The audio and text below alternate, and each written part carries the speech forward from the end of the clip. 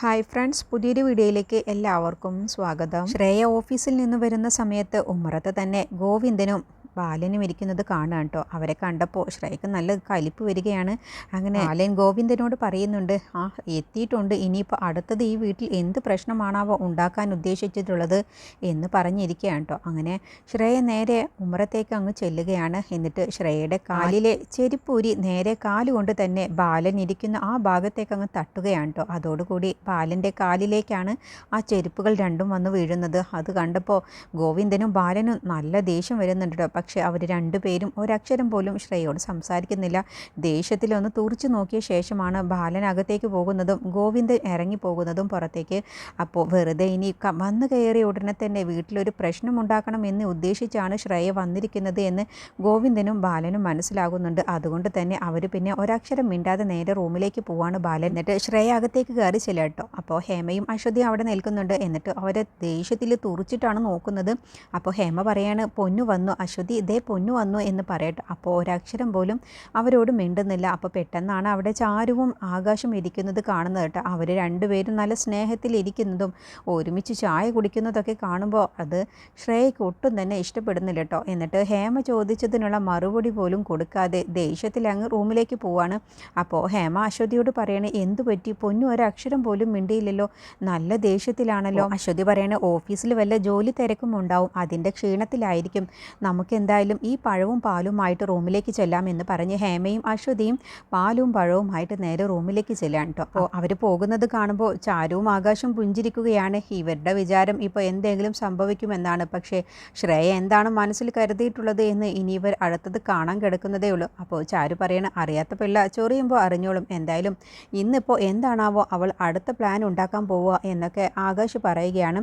എന്തായാലും നമുക്ക് കാത്തിരുന്ന് കാണാം അക്കുച്ചേട്ട എന്ന് പറഞ്ഞിട്ടാണ് ഇരിക്കുന്നത്. ഈ സമയം ശ്രേയ റൂമിലേക്ക് ചെന്ന ഉടനെ അവിടെ അലങ്കരിക്കുന്നതും പൂക്കൾ വിതറിയതൊക്കെ കണ്ടതോടുകൂടി ശ്രേയക്ക് നല്ല ദേഷ്യം പിടിക്കാൻ കേട്ടോ. അപ്പോൾ അരവിന്ദും രമേശനും കൂടിയാണ് അവിടെ ഇതൊക്കെ ചെയ്യുന്നത്. അവർ പാട്ടൊക്കെ ആസ്വദിച്ചാണ്, നല്ല സന്തോഷത്തിലാണ് അരവിന്ദ് ഉള്ളത്. രമേശനും ഒപ്പം തന്നെയുണ്ട്. അപ്പോഴത്തേക്കും ശ്രേയ അങ്ങ് ഒച്ചയെടുക്കുകയാണ്, ഒന്ന് നിർത്തുന്നുണ്ടോ? അപ്പോൾ ശ്രേയയുടെ അലർച്ചയുള്ള ആ സൗണ്ട് കേട്ടതോടുകൂടി ഹേമയും അശ്വതിയും ഒക്കെ അങ്ങ് ഞെട്ടിപ്പോകട്ടെ. അപ്പോൾ അവർ പാലും പഴവുമായിട്ട് വന്നിരിക്കുന്ന ആ സമയത്ത് അവരവിടെ മറിഞ്ഞു നിൽക്കുകയാണ്. ശ്രേയ എന്തോ നല്ല ദേഷ്യത്തിലാണല്ലോ എന്നുള്ള ഭാവത്തിൽ ഇതുമായി ചെന്ന് കഴിഞ്ഞാൽ ഉറപ്പായും ഇനി അടുത്ത പ്രശ്നമുണ്ടാവും എന്നുള്ള പേടിയിലാണ് അവർ രണ്ടുപേരും മറിഞ്ഞു നിൽക്കുന്നത്.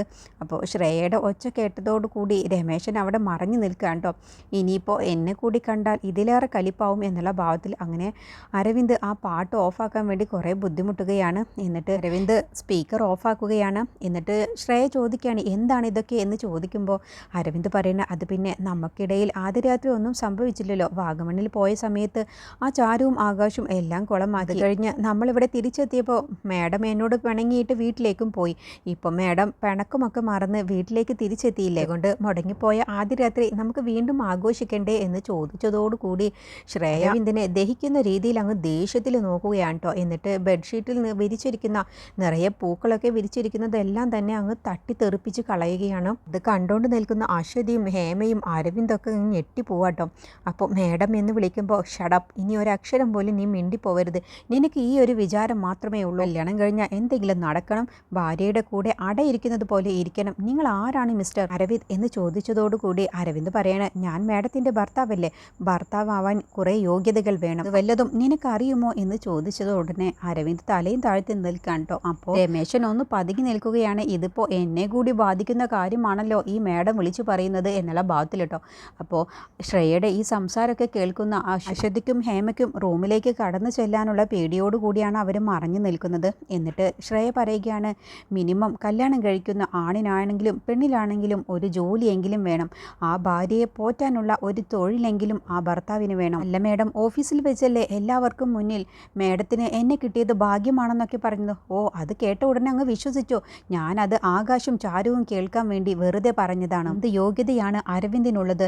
കല്യാണത്തിൻ്റെ മുന്നേ ബാലമാഷിൻ്റെ തണലിൽ മകനായതുകൊണ്ട് അച്ഛൻ്റെ തണലിൽ ജീവിച്ചു. അത് കഴിഞ്ഞ് കല്യാണം കഴിഞ്ഞപ്പോൾ ഇപ്പോൾ ശ്രേയയുടെ തണലിൽ ജീവിക്കാമെന്നാണോ അരവിന്ദ് കരുതിയിട്ടുള്ളത്? അതാണോ അരവിന്ദിനുള്ള യോഗ്യത? അല്ലാതെ ഇതുവരെ അരവിന്ദ് ഒരു ജോലിക്ക് പോയിട്ടുണ്ടോ? ജോലി ചെയ്യണമെന്നുള്ള ആഗ്രഹം പോലും അരവിന്ദിന് ഉണ്ടായിട്ടുണ്ടോ? ഭാര്യയുടെ തണലിൽ ജീവിക്കാൻ വേണ്ടി ആഗ്രഹിക്കുന്ന ഒരു ഭർത്താവ്. നാണമുണ്ടോ അരവിന്ദ് നിങ്ങൾക്ക്? ആദ്യം സ്വന്തം കാലിൽ ജീവിക്കാൻ പഠിക്കുക, എന്നിട്ട് മതി ആദ്യ രാത്രി ആഘോഷിക്കലും കുട്ടികളെ കുറിച്ചൊക്കെ ചിന്തിക്കലും. അരവിന്ദിനെ എത്രത്തോളം തരം താഴ്ത്തി സംസാരിക്കാൻ പറ്റുമോ അത്രത്തോളം ശ്രേയ സംസാരിക്കാൻ കേട്ടോ. അതൊക്കെ കേൾക്കുന്ന അരവിന്ദിൻ്റെ കണ്ണുകളൊക്കെ നിറയുകയാണ്. അപ്പോൾ ഹേമയുടെ കണ്ണുകളും നിറയുകയാണ്. ശ്രേയ ഇങ്ങനെയൊക്കെ അരവിന്ദിനെ താഴ്ത്തി സംസാരിക്കുമ്പോൾ ഇതൊക്കെ കേൾക്കുന്ന രമേശൻ, ഇനിയിപ്പോൾ ഇവരുടെ മുഖത്ത് ഞാൻ എങ്ങനെ നോക്കും? ഞാനും ഒരു ജോലിയും കൂലിയും ഇല്ലാതെ നടക്കുകയാണല്ലോ. ഇതിപ്പോൾ ഈ മേഡം പറയുന്നതെല്ലാം എന്നെയും ബാധിക്കുമല്ലോ എന്നുള്ള പേടിയിലാണ് കേട്ടോ ഒളിച്ചു നിൽക്കുന്നത് രമേശൻ. എന്നിട്ട് ശ്രേയ പറയാണ്, അരവിന്ദിൻ്റെ കുട്ടിക്കാലത്ത് അച്ഛൻ എന്താണ് ജോലി എന്നുള്ളത് കുട്ടികൾ ചോദിക്കുന്ന സമയത്ത് അഭിമാനത്തോടു കൂടി പറഞ്ഞിട്ടുണ്ടാവുമല്ലോ ഗവൺമെൻറ് സ്കൂളിലെ മാഷാണെന്നുള്ളത്. അതുപോലെ നിങ്ങൾക്ക് കുട്ടികളുണ്ടായാൽ നാളെ ആ കുട്ടികളോട് നിൻ്റെ അച്ഛൻ എന്താണ് ജോലി എന്ന് ചോദിച്ചാൽ ആ കുട്ടികൾ എന്തു മറുപടി പറയും? സമൂഹത്തിൽ ഒരു വിലയും നിലയും ഉണ്ടാക്കാൻ നോക്ക്, എന്നിട്ട് മതി ആദ്യ രാത്രി ആഘോഷിക്കലൊക്കെ. മര്യാദയ്ക്ക് ഈ റൂമിൽ നിന്നും ഇറങ്ങിപ്പോകുന്നുണ്ടോ എന്ന് ചോദിച്ചതുടനെ അരവിന്ദ് അങ്ങ് ഞെട്ടിപ്പോവാട്ടോ. അങ്ങനെ അരവിന്ദിനെ ശ്രേയ ആ റൂമിൽ നിന്നും ആട്ടി ഇറക്കി വിടുകയാണ്. അരവിന്ദ് കരഞ്ഞുകൊണ്ട് കണ്ണുകളൊക്കെ നിറഞ്ഞുകൊണ്ട് കണ്ണുകളൊക്കെ തുടച്ചുകൊണ്ടാണ് റൂമിൽ നിന്ന് പുറത്തേക്ക് ഇറങ്ങുന്നത്. അപ്പോഴത്തേക്കും ഹേമയും അശ്വതിയും രമേശനും അവിടെ നിന്ന് മാറി നിൽക്കാൻ കേട്ടോ. അരവിന്ദ് ഇനി ഇത് കണ്ടിട്ട് ഞങ്ങളെ കണ്ടിട്ട് എല്ലാവർക്കും മുന്നിൽ അരവിന്ദിനെ ശ്രേയ ആക്ഷേപിച്ചതൊക്കെ കേട്ട് അവന് കൂടുതൽ വിഷമമാവണ്ട എന്ന് കരുതിയാണ് ഹേമയും അശ്വതിയും രമേശനും മാറി നിൽക്കുന്നത്. എന്നിട്ട് ശ്രേയ മനസ്സിൽ ചിന്തിക്കുകയാണ്, ഇനി ഇവൻ്റെ ശല്യം ഉണ്ടാവില്ല. ഇനി നാണവും മാനവും ഉള്ളവനാണെങ്കിൽ ഇനി ആദ്യ രാത്രി എന്ന് പറഞ്ഞ് എൻ്റെ മുന്നിലേക്ക് വരില്ല എന്നൊക്കെ ചിന്തിച്ചുകൊണ്ടാണ് നിൽക്കുന്നത്. അപ്പോൾ അരവിന്ദ് ആണെങ്കിലോ കരഞ്ഞുകൊണ്ടാണ് കേട്ടോ പോകുന്നത്. അപ്പോൾ ഹേമയും അശ്വതിയും രമേശനും അവിടെ നിൽക്കുന്നുണ്ട്. മോനെ എന്ന് ഹേമ വിളിക്കുമ്പോൾ ഒരക്ഷരം പോലും അവരോടൊന്നും മിണ്ടാതെ അങ്ങ് പോവുകയാണോ, നടന്നു പോവുകയാണ്. അപ്പോൾ വല്യളിയ എന്ന് രമേശനും വിളിക്കുമ്പോൾ അതൊന്നും കേൾക്കാതെ കരഞ്ഞുകൊണ്ട് കണ്ണുകൾ തുടച്ചുകൊണ്ടാണ് കേട്ടോ അരവിന്ദ് നടന്നു പോകുന്നത്. അങ്ങനെ വലത്തെ കൈ വെച്ച് കണ്ണ് തുടക്കുന്ന സമയത്താണ് വലത്തെ കൈയിൽ മുല്ലപ്പൂ കെട്ടിവെച്ചത് കാണുന്നത്. അങ്ങനെ ആ മുല്ലപ്പൂവൊക്കെ കയ്യിൽ കെട്ടിയത് വലിച്ചു പൊട്ടിച്ച് വെള്ളത്തിലേക്ക് എറിയുകയാണ്. എന്നിട്ട് ഹേമയും രമേശനും അശ്വതിയും കൂടി അരവിന്ദിനെ ആശ്വസിപ്പിക്കാൻ വേണ്ടി ഇടത്തേക്ക് ചെല്ലുകയാണ് കേട്ടോ. എന്നിട്ട് അശ്വതി പറയണേ, നീ വിഷമിക്കാതിരിക്കുക അരവിന്ദ്, ശ്രേയ മാഡത്തിന് ഇപ്പോൾ ഓഫീസിൽ എന്തെങ്കിലും തിരക്കുണ്ടായിരിക്കും, ആ ഒരു ടെൻഷനിലായിരിക്കും ഇങ്ങനെയൊക്കെ പറഞ്ഞതും പെരുമാറിയതും. വല്യളിയ അച്ചുകുട്ടി പറഞ്ഞത് ശരിയാണ്. ആകാശും ഇതുപോലെ ഓഫീസിൽ വിട്ടു വന്ന ശേഷം ഇതുപോലെ വീട്ടിൽ പ്രശ്നങ്ങളൊക്കെ ഉണ്ടാക്കിയിട്ടില്ലേ, അതുപോലെ തന്നെയാണ് ഇതും. ഹേമ പറയണേ, എല്ലാം നേരാവും മോനെ. അപ്പോൾ അരവിന്ദ് ഒച്ച എടുത്തോണ്ട് പറയണേ, എന്ത് നേരെയാവും? എനിക്ക് ജോലിയും കൂലിയും വേലയും ഒന്നും ഇല്ല എന്ന് അറിഞ്ഞുകൊണ്ട് തന്നെയല്ലേ മാഡം എന്നെ കല്യാണം കഴിച്ചത്. ഇങ്ങനെ ഒരു ചിന്ത അവരുടെ മനസ്സിൽ ഉണ്ടായിരുന്നെങ്കിൽ എന്നാൽ അന്ന് തന്നെ എന്നെ കല്യാണം കഴിക്കാതിരിക്കാമായിരുന്നില്ലേ? അപ്പോൾ ഹേമ പറയണ, അങ്ങനെയൊന്നുമില്ല. എന്തങ്ങനെയൊന്നുമില്ല? നിങ്ങൾ എന്നെ ആശ്വസിപ്പിക്കാനൊന്നും നോക്കണ്ട. മര്യാദയ്ക്ക് നിങ്ങൾ എൻ്റെ മുന്നിൽ നിന്ന് പോകുന്നുണ്ടോ? ഞാനിപ്പോൾ നല്ല ദേഷ്യത്തിലാണ് നിൽക്കുന്നത്. ഞാൻ എന്തെങ്കിലും പറഞ്ഞാലേ അത് നിങ്ങൾക്കാണ് വിഷമം ഉണ്ടാവുക. അത് കേട്ടപ്പോൾ ഹേമ അവിടെ നിന്നും കരഞ്ഞുകൊണ്ട് അങ്ങ് പോവുകയാണ് കേട്ടോ. ഒപ്പം അശ്വതിയും രമേശനും പോവാണ്. അപ്പോൾ രമേശൻ പറയാണ്, അപ്പച്ചി ആ പാല് വെറുതെ വേസ്റ്റ് ആക്കണ്ട, അതിങ്ങ് തന്നേക്ക്, ഞാൻ കുടിച്ചോളാം എന്ന് പറഞ്ഞപ്പോൾ ഹേമക്ക് അങ്ങ് ദേഷ്യം പിടിച്ചിട്ട്, ഇത് ഞാൻ എൻ്റെ മുഖത്തേക്ക് ഒഴിച്ചാലുണ്ടല്ലോ എന്ന് പറഞ്ഞിട്ട് പാലുമായിട്ട് ഹേമ അകത്തേക്ക് പോവാട്ടോ. ഒപ്പം തന്നെ അശ്വതിയും പോവുകയാണ്. അപ്പോൾ രമേശൻ സ്വയം പറയുകയാണ്, ഞാനതിന് ഒരു തെറ്റും പറഞ്ഞില്ലല്ലോ, ആ പാല് വേസ്റ്റായി പോവണ്ട എന്ന് കരുതിയാണ് ഞാനത് കുടിച്ചോളാം എന്ന് പറഞ്ഞത്, എന്നിട്ട് അവർക്കത് മനസ്സിലാകുന്നില്ല എന്നൊക്കെ സ്വയം പറഞ്ഞുകൊണ്ട് നിൽക്കണം. എന്നിട്ട് ഹേമയും അശ്വതിയും പാലും പഴവുമായിട്ട് തിരിച്ചു പോകുന്ന സമയത്ത് ചാരുവും ആകാശും അവിടെ നിൽക്കുന്നത് കാണാട്ടോ. അപ്പോൾ അവർ രണ്ടുപേരും ഒന്നും മിണ്ടാതെ അങ്ങ് റൂമിലേക്ക് പോവാൻ കേട്ടോ. അപ്പോൾ ആകാശ് പറയണേ, കണ്ടില്ലേ ചാരു, ഞാൻ പറഞ്ഞില്ലേ നിന്നോട് ആ പാലും പഴവും ഒക്കെ തിരിച്ചിങ്ങോട്ട് തന്നെ കൊണ്ടുവരുമെന്നുള്ളത്. അപ്പോൾ ചാരു പറയണ, അത് എനിക്ക് അറിയാലോ അക്കുചേട്ടാ, ഇങ്ങനെ ഒരു സംഭവം നടക്കുമെന്നുള്ളത് എനിക്ക് അറിയാവുന്നത് കൊണ്ടല്ലേ ഞാനിപ്പോൾ ആദ്യ രാത്രി ഇങ്ങനെ രമേശ് ഏട്ടൻ കൊണ്ട് ചെയ്യിപ്പിച്ചത് തന്നെ. അല്ല ഇതിപ്പോൾ അറിഞ്ഞിട്ടെന്താ, ഇപ്പോഴും അമ്മയും അശ്വതി ചേച്ചിയും അരവിന്ദേട്ടനും ഒന്നും മനസ്സിലാക്കിയിട്ടുണ്ടാവില്ല. ആ ശ്രേയ ആരാണെന്നുള്ളത് ഇപ്പോഴും അവർ മനസ്സിലാക്കിയിട്ടുണ്ടാവില്ല. ഇനിയും നാണമില്ലാതെ പൊന്നു എന്ന് വിളിച്ചുകൊണ്ട് അവളുടെ പിറകെ പോകും. അപ്പോൾ ചാരു പറയണ, ഒരു കണക്കിന് അവർ കാരണമല്ലേ ശ്രേയ ഇവിടേക്ക് വന്നത്. അപ്പോൾ അവരിപ്പോൾ ഈ അനുഭവിക്കുന്ന ശിക്ഷയൊക്കെ അവർ തന്നെ സ്വയം വരുത്തി വെച്ചതല്ലേ. അവരെല്ലാവരും കുറേശ്ശെ മനസ്സിലാക്കി എടുത്തോളും. അതിൻ്റെ മുന്നേ ശ്രേയയുടെ ഒരു പ്ലാനും നടക്കാൻ പാടില്ല. അവളുടെ പ്ലാനുകളൊക്കെ പൊളിച്ച് അവളുടെ കയ്യിൽ കൊടുക്കണം, അതാണ് ചെയ്യേണ്ടത്. പക്ഷേ അരവിന്ദേട്ടൻ്റെ കാര്യം ആലോചിക്കുമ്പോഴാണ് വിഷമമുള്ളത്. അവൾക്ക് വേണ്ടി മരിക്കാൻ പോലും തയ്യാറായതാണ് അരവിന്ദേട്ടൻ. അപ്പോൾ ആകാശ് പറയുന്നത്, അത് അരവിന്ദിന് ബുദ്ധിയില്ലാത്തത് കൊണ്ടാണ്. ബുദ്ധിയില്ലാഞ്ഞിട്ടല്ല അക്കുചേട്ടാ, അങ്ങനത്തെ കാര്യങ്ങളല്ലേ ശ്രേയ അരവിന്ദേട്ടനെ പറഞ്ഞ് വിശ്വസിപ്പിക്കുന്നത്, അതുകൊണ്ടാണ്. എന്തായാലും ഇപ്പോൾ അരവിന്ദേട്ടൻ നല്ല വിഷമിച്ചിരിക്കുന്നുണ്ടാവും. അക്കുചേട്ടൻ പോയി ഒന്ന് രണ്ട് വാക്കുകൾ പറഞ്ഞ് ആശ്വസിപ്പിക്കാൻ നോക്ക്. ഞാൻ എന്ത് ആശ്വാസ വാക്ക് പറയാൻ പറയാനാണ്? ഞാനോ നീയോ എന്ത് പറഞ്ഞാലും അരവിന്ദ് വിശ്വസിക്കില്ല. പിന്നെ എന്തിനാണ് ഞാൻ പോകുന്നത്?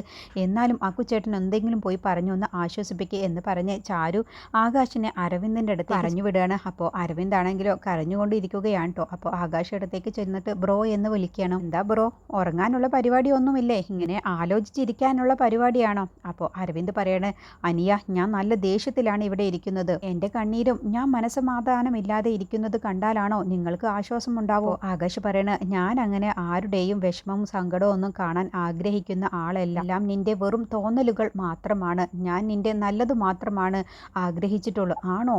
എങ്കിൽ നീയും നിന്റെ ഭാര്യയും കൂടി എനിക്ക് വേണ്ടി ചെയ്യുന്ന കാര്യങ്ങളൊക്കെ നല്ല കാര്യങ്ങളാണല്ലോ. നീ പറയുന്നതെല്ലാം തന്നെ ഞാൻ വിശ്വസിച്ചടാ. നീ എല്ലാം പറയുന്നത് വിശ്വസിച്ചിരുന്ന ഒരു കാലമുണ്ടായിരുന്നു അരവിന്ദേട്ട എന്ന് പറഞ്ഞ് എൻ്റെ കൈ പിടിച്ചിരുന്ന ഒരു കുട്ടിക്കാലമുണ്ടായിരുന്നു. അന്ന് ആകാശ് പറയുന്നതൊക്കെ ഞാൻ വിശ്വസിച്ചിരുന്നു.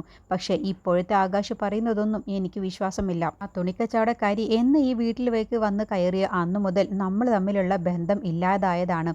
അപ്പോൾ ആകാശിനത് പിടിക്കുന്നില്ല കേട്ടോ. അപ്പോൾ ആകാശ് പറയാണ്, ബ്രോ എന്ന് വിളിക്കുന്നത് അരവിന്ദേട്ട എന്ന് വിളിക്കാനുള്ള മടി കൊണ്ടൊന്നുമല്ല. പക്ഷേ നമുക്കിടയിൽ എന്തോ ഒരു അകൽച്ചയുണ്ട്. അരവിന്ദേട്ടനെ എന്നെ ശിക്ഷിക്കാനും ശാസിക്കാനുമുള്ള അധികാരമുണ്ട്. പക്ഷേ അത് ചാരുവിനെ ഒറ്റപ്പെടുത്തിക്കൊണ്ടാവരുത്. ചാരുവും ഞാനും ഇതുവരെയും അരവിന്ദേട്ടൻ്റെ നല്ലത് മാത്രം വരണം എന്ന് ആഗ്രഹിച്ചിരുന്ന വ്യക്തികളാണ് ഞങ്ങൾ. പക്ഷേ നീ ഞങ്ങളെ വിശ്വസിക്കാൻ ഇപ്പോഴും അത് നീ തയ്യാറല്ല. പക്ഷേ ഏതെങ്കിലും ഒരു ദിവസം ഞങ്ങൾ പറയുന്നതെല്ലാം നീ വിശ്വസിക്കുന്ന ഒരു ദിവസം വരും. അന്ന് നീ എന്നെ സ്നേഹത്തോടെ വിളിക്കും, ഡാ ആകാശ് എന്നും പറഞ്ഞ് ആകാശ് പോവാൻ നിൽക്കാൻ കേട്ടോ. അപ്പോൾ അരവിന്ദ്, ആകാശ്, നീ എൻ്റെ നല്ലത് മാത്രമാണ് ആഗ്രഹിക്കുന്നുള്ളൂ എന്ന് പറഞ്ഞിട്ട് നീ അങ്ങ് പോവുകയാണോ?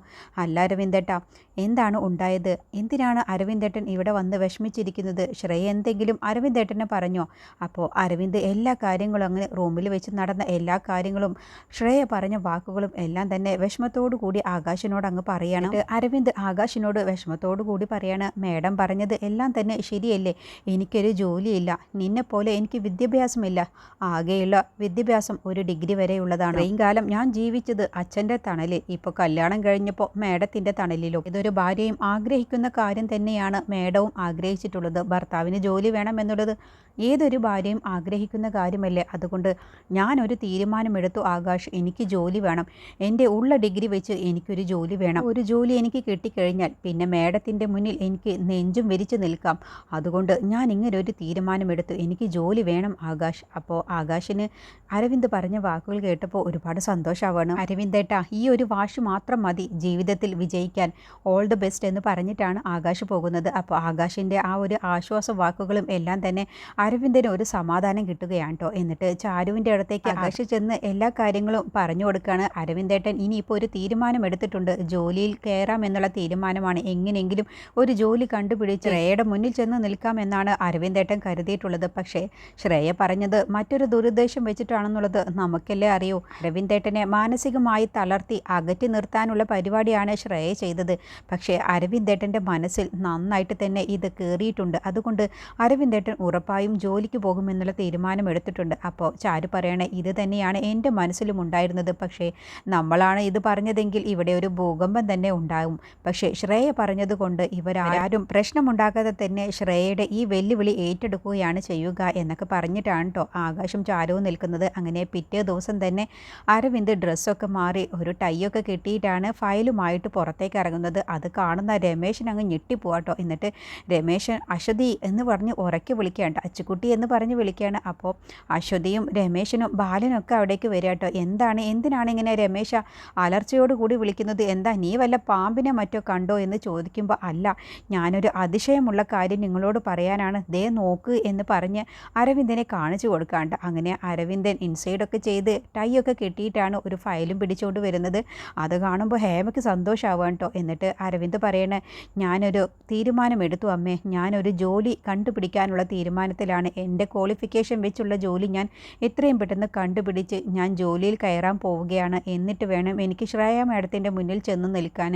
ആ ഒരു വാശിയിലാണ് അമ്മേ എന്ന് പറയുമ്പോൾ ഹേമയ്ക്ക് അത് സന്തോഷമാവാൻ കേട്ടോ. അപ്പോൾ ബാലൻ പറയുകയാണ്, നിൻ്റെ ഈ ക്വാളിഫിക്കേഷൻ വെച്ച് ഈ വയസ്സുകാലത്ത് നിനക്കുണ്ടോ ജോലി കിട്ടുക എന്ന് ചോദിക്കുമ്പോൾ, എൻ്റെ ഈ ക്വാളിഫിക്കേഷൻ്റെ ഈ വയസ്സിനനുസരിച്ചുള്ള ജോലിയും കിട്ടുമെന്നുള്ളത് എനിക്ക് ഉറപ്പുണ്ട്. എന്നെ നിങ്ങൾ ആരും തളർത്താനൊന്നും നോക്കണ്ട. ഞാൻ ഉറച്ച മനസ്സോടെയാണ് ഇക്കാര്യങ്ങളൊക്കെ തീരുമാനമെടുത്തിട്ടുള്ളത്. അപ്പോൾ അശ്വതി പറയണ, അല്ല ശ്രേയയോട് നീ പറഞ്ഞോ? അപ്പോൾ പെട്ടെന്ന് അരവിന്ദ്, ആ ശ്രേയ മേഡത്തിനോട് ഞാൻ പറഞ്ഞ് അനുഗ്രഹം വാങ്ങി എന്നങ്ങ് പറഞ്ഞതോടുകൂടി പെട്ടെന്ന് അരവിന്ദ് അങ്ങ് തിരുത്തുകയാണ് കേട്ടോ. ഞാൻ അഭിനന്ദനങ്ങളൊക്കെ ശ്രേയ മേഡത്തിൻ്റെ അടുത്ത് നിന്ന് വാങ്ങിയിട്ടാണ് പോരുന്നത് എന്ന് പറഞ്ഞ് അരവിന്ദ് ജോലിക്ക് വേണ്ടി ഇറങ്ങാൻ പോവുകയാണ് കേട്ടോ. അതിനെക്കുറിച്ചുള്ള റിവ്യൂ അടുത്ത വീഡിയോയിൽ പറയാം.